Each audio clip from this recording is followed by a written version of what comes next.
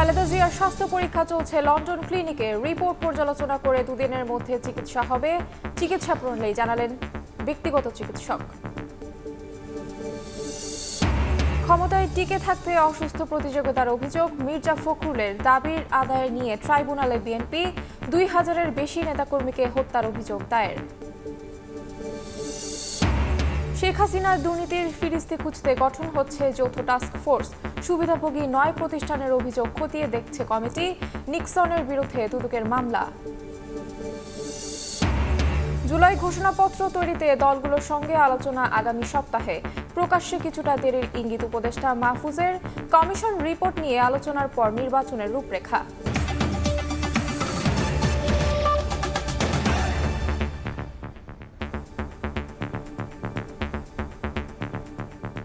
প্রবাসের সময় সঙ্গে আছি আমি তাহমিনা তন্নি। বেগম খালেদা জিয়ার রক্ত, ডায়াবেটিস সহ স্বাস্থ্যের বিভিন্ন ধরনের পরীক্ষা চলছে যুক্তরাজ্যের লন্ডন ক্লিনিকে।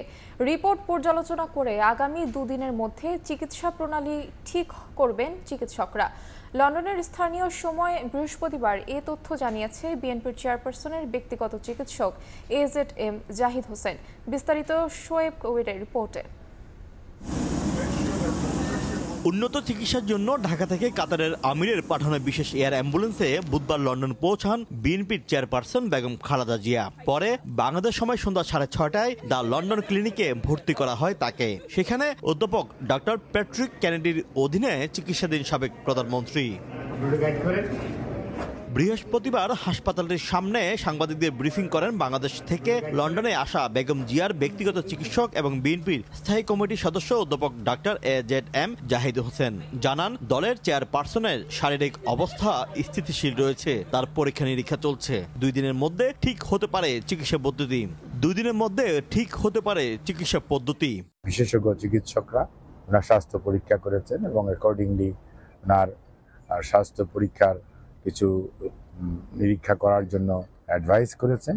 সে অনুযায়ী কিছু পরীক্ষা নিরীক্ষা শুরু করেওছে এবং আমরা আশা করছি হয়তো কালকে পরশুর মধ্যেই ওনাদের পরীক্ষা নিরীক্ষার পর্ব যেটি আছে সেটি ইনশাল্লাহ সমাপ্ত হবে। পরবর্তী চিকিৎসা পদ্ধতি কী ধরনের হবে সে ব্যাপারে ওনারা সিদ্ধান্ত জানাবেন এবং সেই অনুযায়ী ওনারা সুপারিশ করবেন।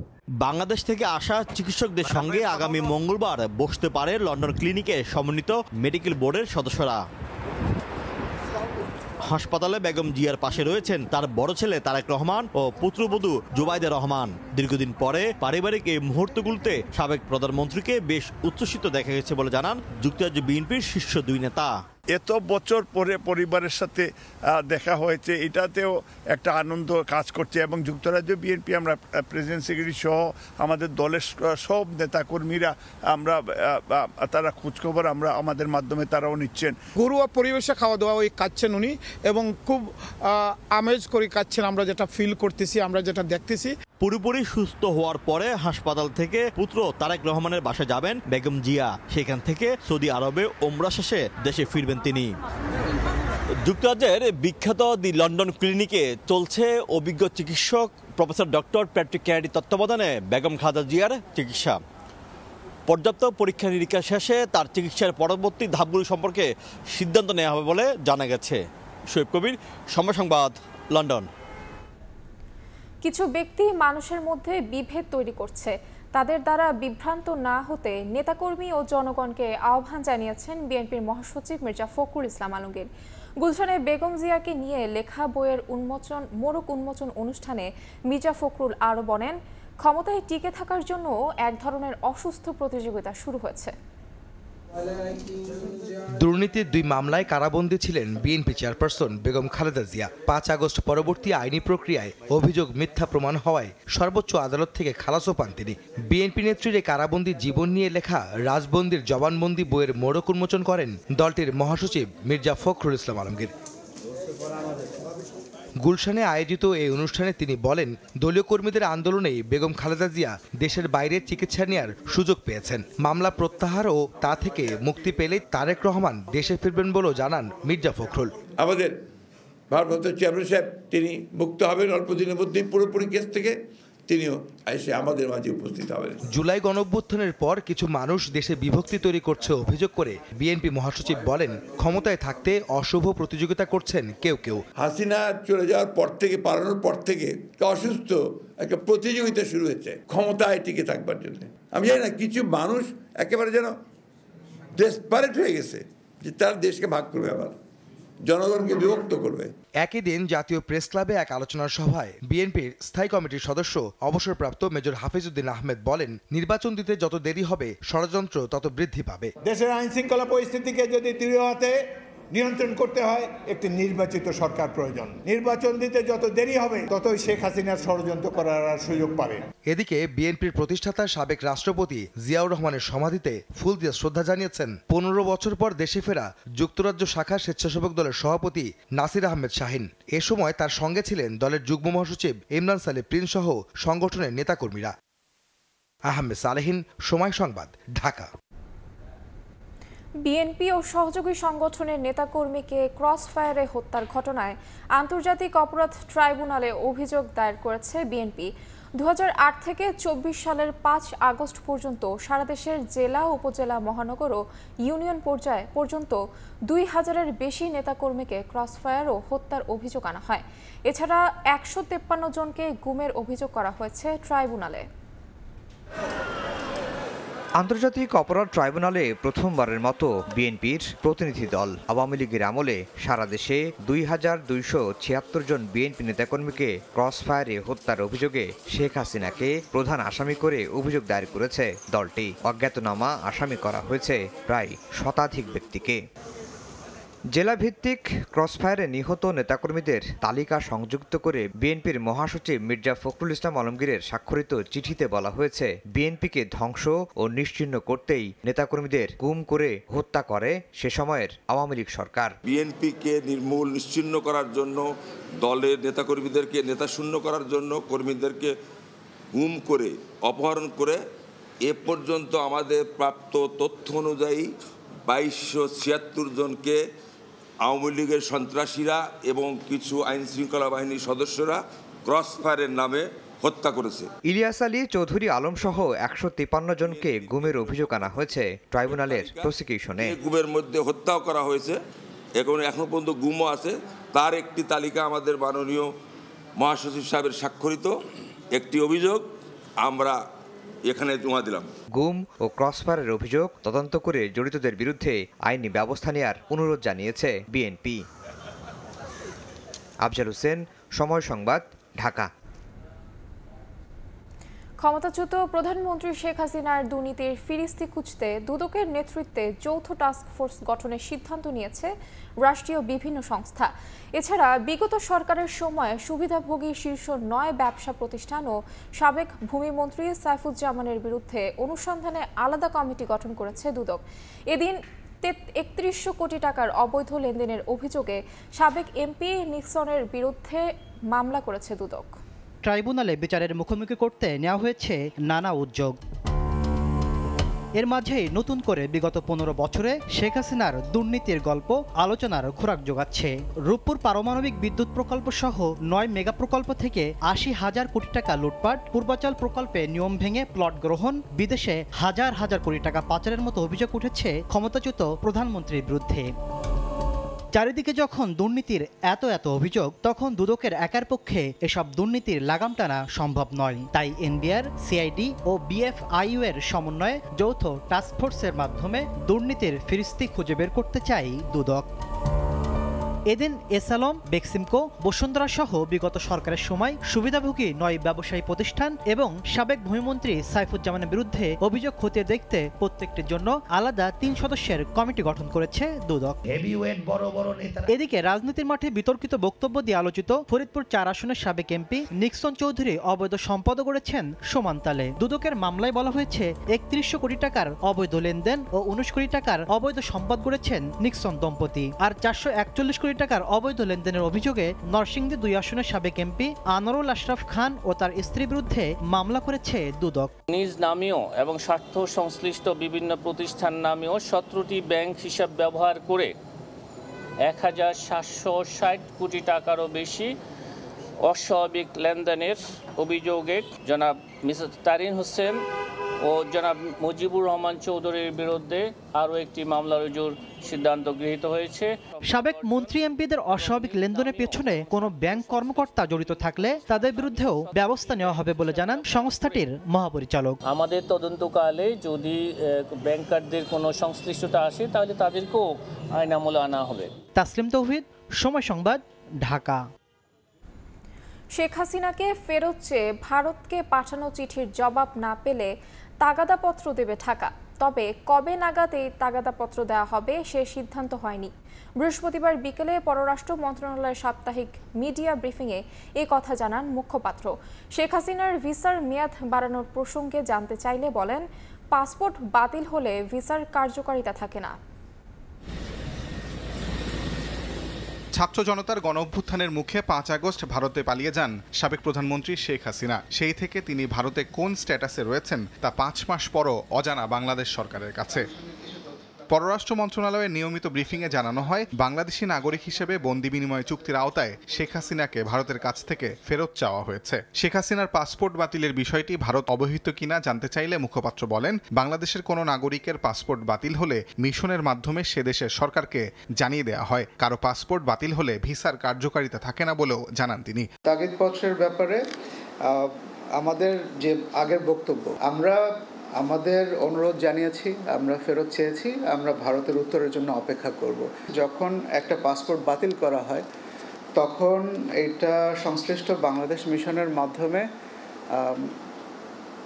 সব দেশগুলোতে জানিয়ে দেওয়া হয়। পাসপোর্ট বাতিল হয়ে গেলে সেখানে ভিসার কোনো বিষয় থাকছে না। এ সময় তিনি আরও জানান, আগামী 20 জানুয়ারি 3 দিনের সফরে পররাষ্ট্র উপদেষ্টা প্রথমবারের মতো দ্বিপাক্ষিক সফরে চীন যাচ্ছেন। দুদেশের মধ্যে অর্থনৈতিক সহযোগিতা বৃদ্ধি এবং বাণিজ্য বিনিয়োগ সম্প্রসারণের পাশাপাশি কৃষি, শিক্ষা, অবকাঠামো, নবায়নযোগ্য জ্বালানি, রোহিঙ্গা সংকটের টেকসই সমাধান প্রভৃতি ক্ষেত্রে চলমান সহযোগিতার অগ্রগতি পর্যালোচনা করা হবে। ব্রিফিংয়ে রোহিঙ্গা অনুপ্রবেশ প্রসঙ্গে তিনি বলেন, সম্প্রতি আরও 36 রোহিঙ্গা নতুন করে আশ্রয় নিয়েছে বাংলাদেশ সীমানার ভেতরে। সীমান্তে সর্বোচ্চ সতর্কতা থাকলেও বিচ্ছিন্নভাবে এ ধরনের ঘটনা ঘটছে। সীমান্তে আমাদের সকল সীমান্তরক্ষী বাহিনী সর্বাত্মক সতর্কতায় আছে। সবকিছুর পাশাপাশি আমাদের মানবিক দিকটাও বিবেচনায় রাখতে হয়। তাজওয়ার মাহমিদ, সময় সংবাদ, ঢাকা। জুলাই ঘোষণাপত্র তৈরিতে আগামী সপ্তাহে রাজনৈতিক দল ও অভ্যুত্থানের সব পক্ষের সঙ্গে আলোচনা শুরু করবে সরকার। বৃহস্পতিবার ফরেন সার্ভিস একাডেমিতে এক সংবাদ সম্মেলনে এ কথা জানিয়েছে উপদেষ্টা মাহফুজ আলম। ঘোষণাপত্র প্রকাশে কিছুটা বিলম্ব হতে পারে বলেও ইঙ্গিত দিয়েছেন তিনি। জাতীয় সংসদ নিয়ে এক প্রশ্নের জবাবে উপদেষ্টা জানান, সংস্কার কমিশনগুলোর প্রতিবেদন হাতে পাওয়ার পর সব রাজনৈতিক দলের সঙ্গে আলোচনা করে করণীয় ঠিক করা হবে। 31 ডিসেম্বর কেন্দ্রীয় শহীদ মিনারে জুলাই ঘোষণাপত্র চলতি মাসের 15 তারিখের মধ্যে প্রকাশের দাবি জানায় ছাত্র জনতা। এরপর জুলাই ঘোষণাপত্রের পক্ষে দেশব্যাপী জনসংযোগ কর্মসূচি পালন করছেন তারা। সারা দেশে চলছে লিফলেট বিতরণ আর পথসভা। এরই ধারাবাহিকতায় বৃহস্পতিবার বিকেলে রাজধানীর ধানমন্ডি এলাকায় কর্মসূচি পালন করে জাতীয় নাগরিক কমিটি। সেখান থেকে দ্রুত জুলাই ঘোষণাপত্র প্রকাশের দাবি তোলেন অভ্যুত্থানকারী নেতারা। আমরা সরকারকে আহ্বান জানাচ্ছি, দ্রুত গতিতে এই বিষয়ে ভিজিবল একটা রূপ জনগণের সামনে আপনারা তুলে নিয়ে আসুন। এমন প্রেক্ষাপটে বৃহস্পতিবার রাজধানীর ফরেন সার্ভিস একাডেমিতে সংবাদ সম্মেলনে হাজির হন উপদেষ্টা মাহফুজ আলম। জানান, সরকারের কোনো ঘোষণাপত্র নেই, সবার সঙ্গে আলোচনা করেই ঠিক করা হবে জুলাই ঘোষণাপত্র। এজন্য আগামী সপ্তাহ থেকে শুরু হবে রাজনৈতিক দলসহ অভ্যুত্থানের সব পক্ষের সঙ্গে আলোচনা। কবে এই ঘোষণাপত্র, কিভাবে এই ঘোষণাপত্র প্রকাশিত হবে অথবা ঘোষিত হবে সেই সম্বন্ধে সরকার আগামী সপ্তাহের মধ্যেই সবার সাথে পরামর্শের ভিত্তিতে সর্বসম্মতিক্রমে সিদ্ধান্তটি জানাবে। কিছু সময় বৃদ্ধি হতে পারে, কিন্তু এটা দেরি হবে না, খুব বেশি দেরি হবে না। হয়তো তাদের সময়সীমার কয়েকদিনের মধ্যেই এটা হয়ে যাবে। এ সময় মাহফুজ জানান, সংস্কার কমিশনগুলোর প্রতিবেদন হাতে পাওয়ার পর রাজনৈতিক দলগুলোর সঙ্গে সংলাপ করবে সরকার। এরপর সবার ঐক্যমত্যের ভিত্তিতে নির্বাচনের রূপরেখা প্রকাশ করা হবে। যে রাজনৈতিক দলগুলোর সাথে আমরা একটা কনসালটেশনে ঢুকবো, প্রসেসে ঢুকবো। রাজনৈতিক দলগুলো ঠিক করবে যে কতটা সংস্কার আমরা করতে চাই এই রাষ্ট্রের। ওই সংস্কার যদি মধ্যমেয়াদী হয়, দীর্ঘমেয়াদী হয়, স্বল্পমেয়াদী হয়, বা কী ধরনের সংস্কার, এটা যদি ঠিক হয়, ওই সংস্কারের মেয়াদ অথবা ফরিদির ভিত্তিতে আমি মনে করি নির্বাচনের ডেট ঠিক হবে।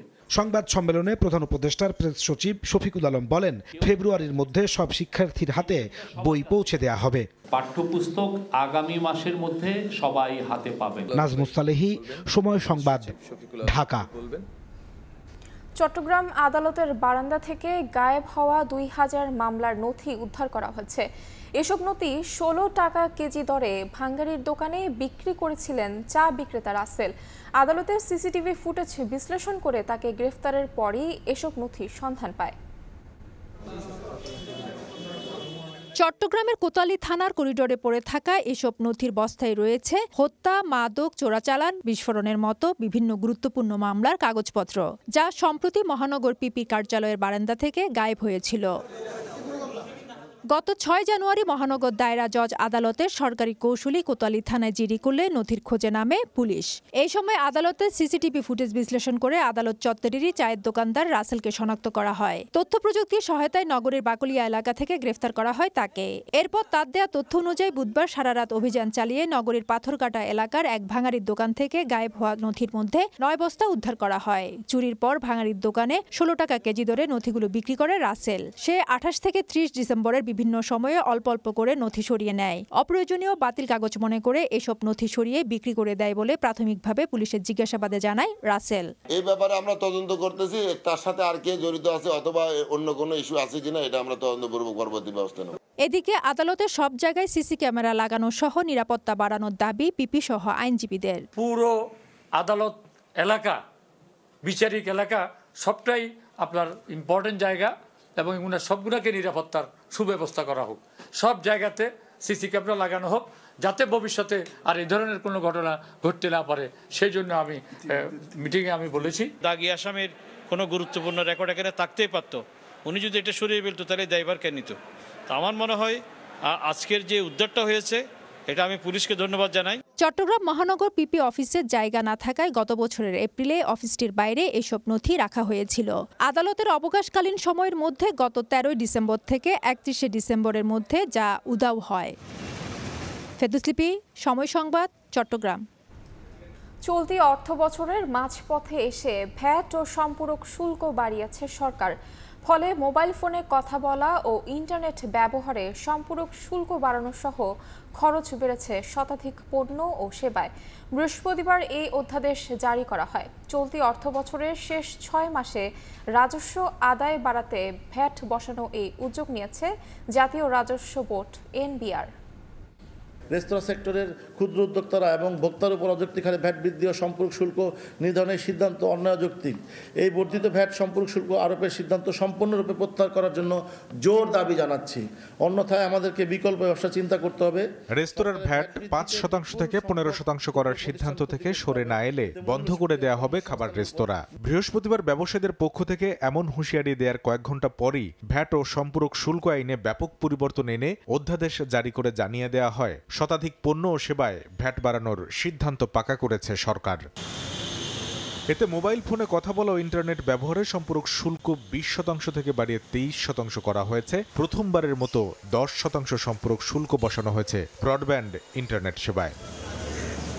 অধ্যাদেশ অনুযায়ী সিগারেট, আম, কমলালেবু, আঙ্গুর, পেঁপে, তরমুজ, আপেল ও নাশপাতি, ফলের রস, সাবান ও সাবান জাতীয় পণ্য, ডিটারজেন্ট, ফ্রুট ড্রিঙ্কস ও ইলেকট্রোলাইট ড্রিঙ্কসের সম্পূরক শুল্ক 5 থেকে 15% পর্যন্ত বাড়ানো হয়েছে। বাদাম আমদানিতে সম্পূরক শুল্ক 10 থেকে 15% বাড়িয়ে ঠেকানো হয়েছে 45%। নতুন আইনে 5% থেকে বাড়িয়ে 15% করা হয়েছে বিস্কুট, আচার, চাটনি, tomato ketchup, LP gas, BRTA থেকে নেয়া লেমিনেটেড ড্রাইভিং লাইসেন্স, চশমার ফ্রেম ও রিডিং গ্লাসের ভ্যাট। টিস্যু, সানগ্লাস, মিষ্টি, নিজস্ব ব্র্যান্ডের তৈরি পোশাকের ভ্যাট 7.5% থেকে বাড়িয়ে করা হয়েছে 15%। ওষুধের ক্ষেত্রে স্থানীয় ব্যবসায়ী পর্যায়ে 2.4% থেকে 3% করা হয়েছে ভ্যাট। তবে এলপি গ্যাসের স্থানীয় ব্যবসায়ী পর্যায়ে ভ্যাট 2% বাতিল করা হয়েছে। এদিকে ব্যবসায় প্রতিষ্ঠানের বার্ষিক লেনদেন 30 লাখ থেকে 50 লাখ টাকা হলেই টার্নওভার কর দিতে হবে।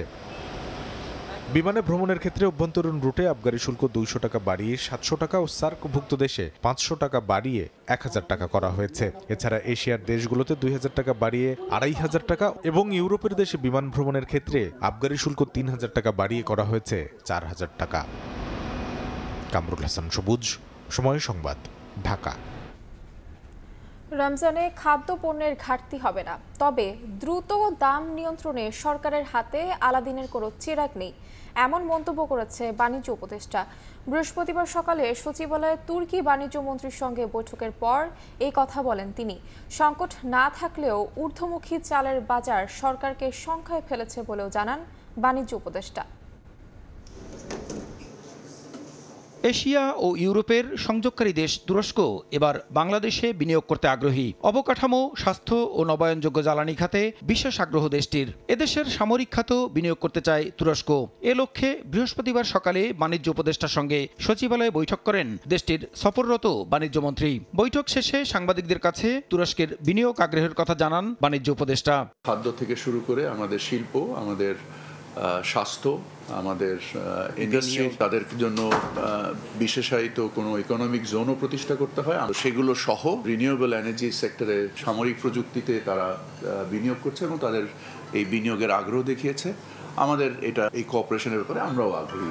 জয়েন্ট ইকোনমিক কাউন্সিলে আমরা এই জিনিসগুলোকে ফাংশনাল আলোচনাগুলো করব। এ সময় সাংবাদিকদের সঙ্গে দেশের বাজার পরিস্থিতি নিয়ে কথা বলেন উপদেষ্টা। বিশেষ করে রমজানকে সামনে রেখে পণ্যমূল্য বৃদ্ধির শঙ্কার কথা জানতে চাইলে রাতারাতি বাজার নিয়ন্ত্রণ সম্ভব নয় বলে সাফ জানিয়ে দেন তিনি।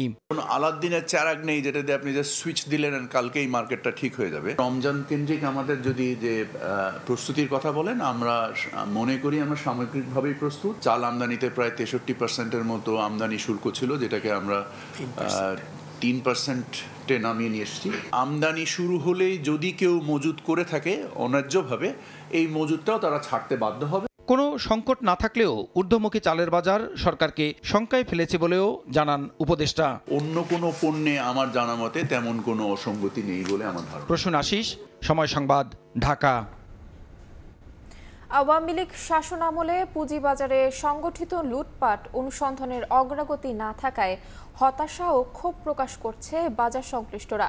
এ কারণে বাজার কারসাজি বন্ধে কার্যকর ব্যবস্থা যাচ্ছে না বলে মনে করেন তারা।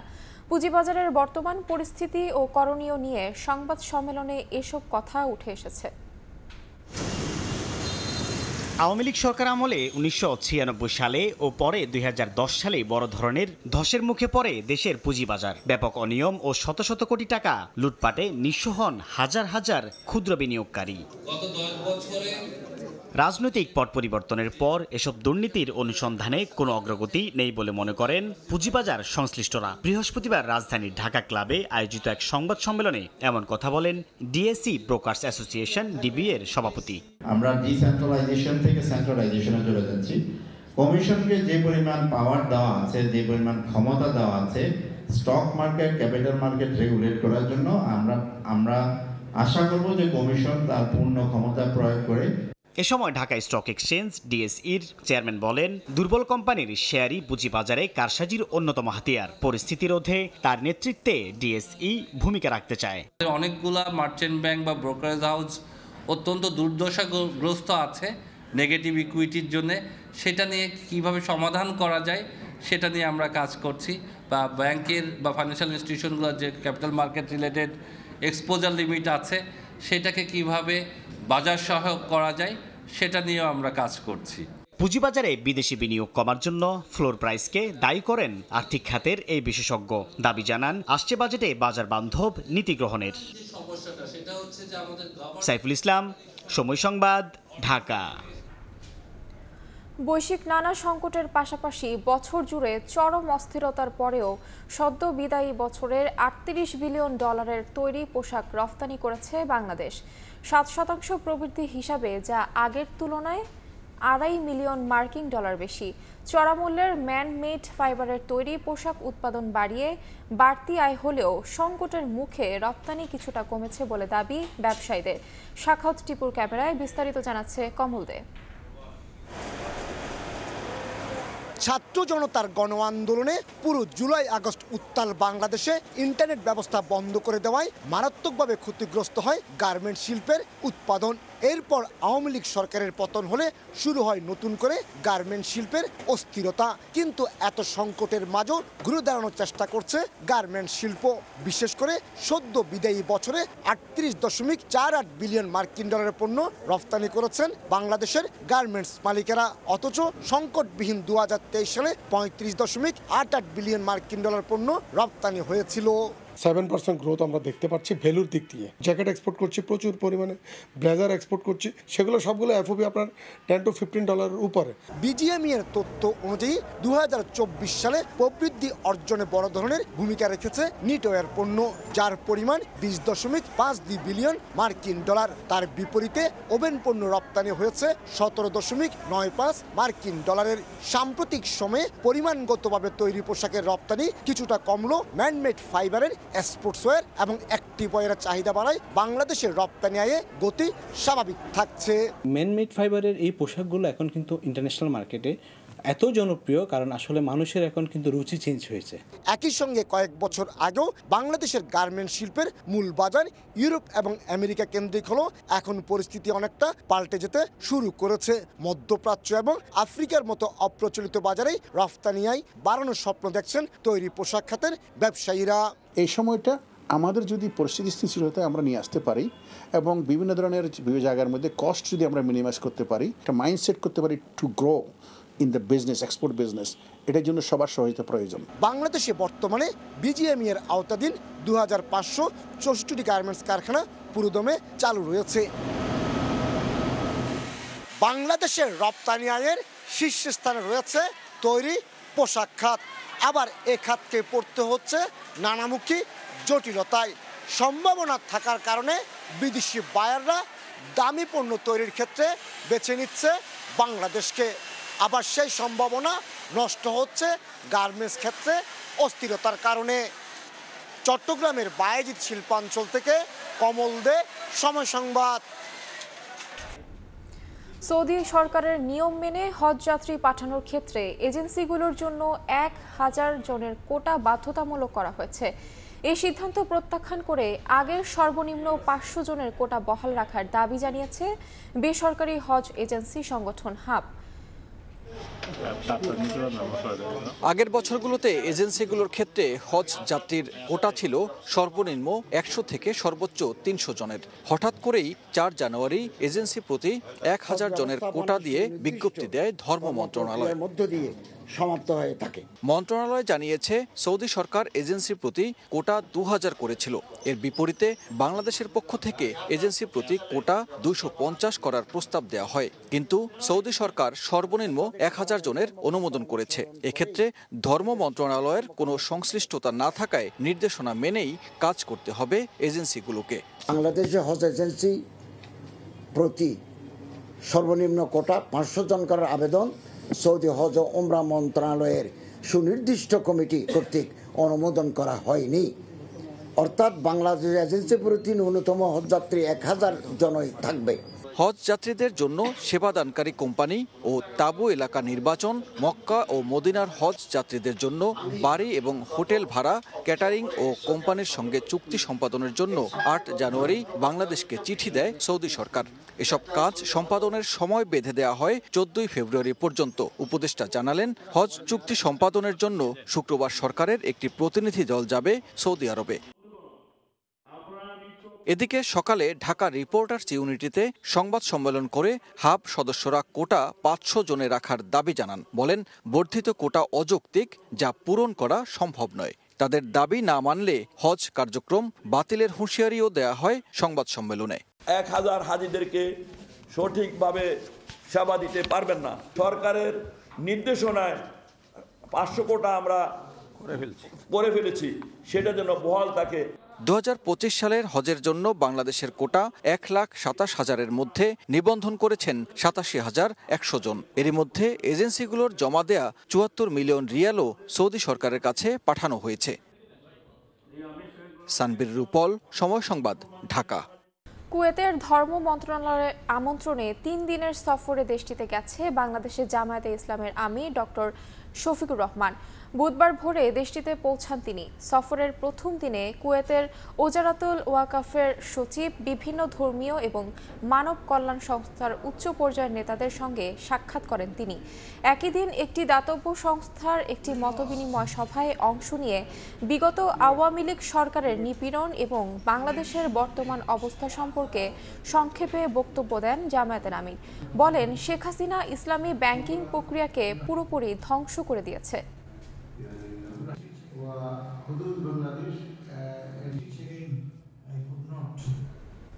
গৌরবের ৩৩ বছর উপলক্ষে গুণীজনদের সম্মাননা জানিয়েছে সংযুক্ত আরব আমিরাতের বাংলাদেশি মালিকানাধীন একটি প্রতিষ্ঠান। গেল রবিবার স্থানীয় সময় সন্ধ্যা ৬টায় আব্দুল আজিজ অ্যান্ড মেহেরুন্নেসা হলে আয়োজন করা হয় অনুষ্ঠানের। সেখানে প্রতিষ্ঠানটির কর্মরত ২৫০ কর্মীকে গুণীজন হিসেবে সম্মাননা দেওয়া হয়। দেশে যথাসময়ে রেমিটেন্স পাঠাতে শ্রমিকদের উদ্বৃত্ত করেন উপস্থিত বক্তারা।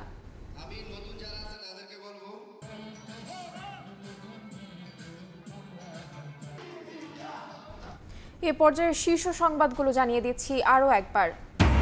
খালেদা জিয়ার স্বাস্থ্য পরীক্ষা চলছে লন্ডন ক্লিনিকে। রিপোর্ট পর্যালোচনা করে দুদিনের মধ্যে ঠিক করা হবে চিকিৎসা প্রণালী, জানালেন ব্যক্তিগত চিকিৎসক। শেখ হাসিনার দুর্নীতি ফিরিস্তি খুঁজতে গঠন হচ্ছে যৌথ টাস্কফোর্স। সুবিধাভোগী ৯ প্রতিষ্ঠানের অভিযোগ খতিয়ে দেখছে কমিটি। নিক্সনের বিরুদ্ধে দুদকের মামলা। এবং শতাধিক পণ্য সেবায় ভ্যাট ও সম্পূরক শুল্ক বাড়িয়ে অধ্যাদেশ জারি। খরচ বাড়লে মোবাইল ফোন ও কথা বলা যাবে ইন্টারনেট ব্যবহারে। রেস্তোরাঁর খাবার খেতে গুনতে হবে বাড়তি টাকা।